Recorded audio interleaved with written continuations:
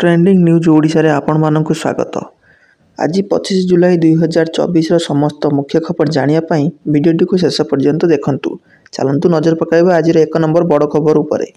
कालिया योजना रे विचार चलीछि उपमुख्यमंत्री।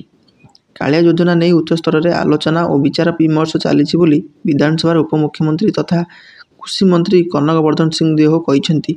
विजाडय विधायक गौतम बुद्ध दास विभागीय मंत्री को प्रश्न करथिले राज्य क्षुद्र और नाममात्र चाषी को कालिया योजना प्रदान कर सहायता राशि एवं अन्य सुविधा आगामी दिन में जारी रहिबो ना बंद होइजिबो।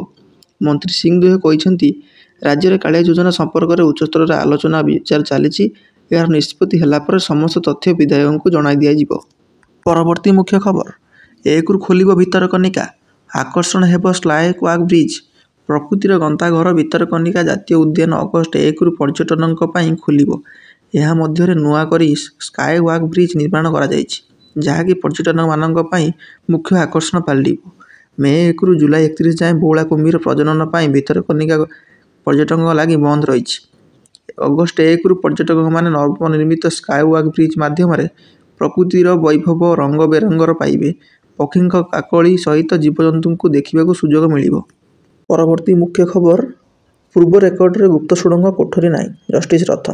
पूर्व लक्ष्मण पंडा समय रत्नभंडार खोल जाता से समय रत्नभंडार को नहीं रेकर्ड ऑफ राइट्स कर 1927 और 1978 मसीह जो रत्नभंडार खोल जाता तार मध्य रिपोर्ट रही।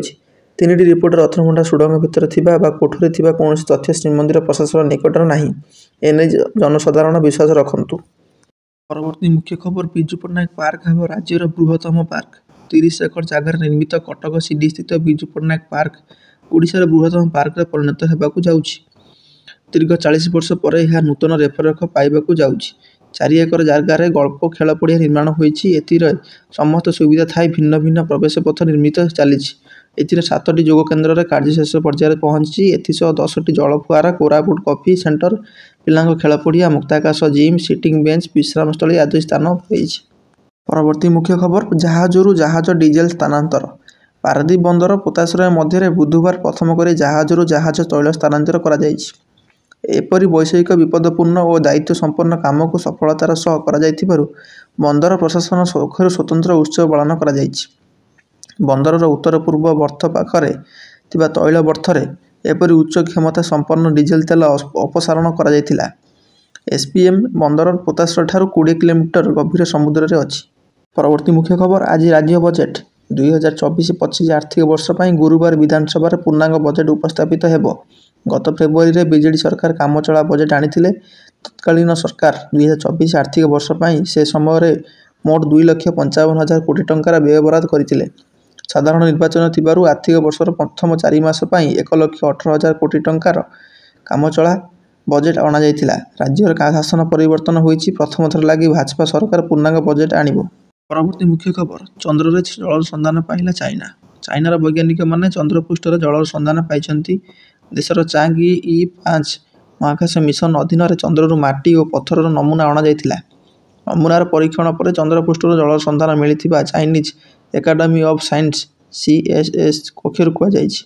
Beijing national laboratory for condensed matter physics एवं institute of physics of CF वैज्ञानिक द्वारा करा जायथिबा मिलित अनुसंधान को नहीं एस्ट्रोनॉमी पत्रिकार प्रकाश होइछि।